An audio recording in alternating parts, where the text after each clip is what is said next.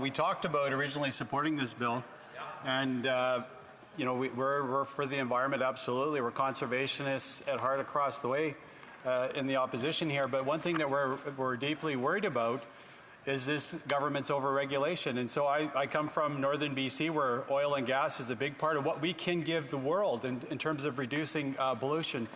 And also, I was just up in Yukon talking to them about critical minerals and getting those developed, but they say this government's overregulation, instead of getting it developed within 8 years, is going to be at least 30.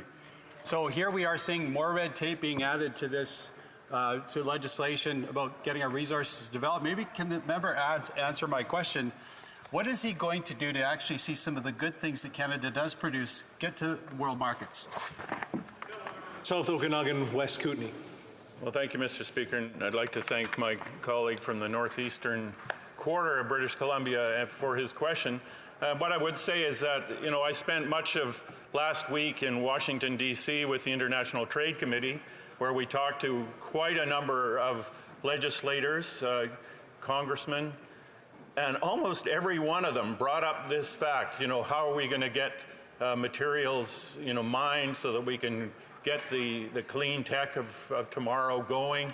And they all said what the United States needs is a mining impact assessment system like Canada's. They held up Canada's system as the shining example of how things should get done.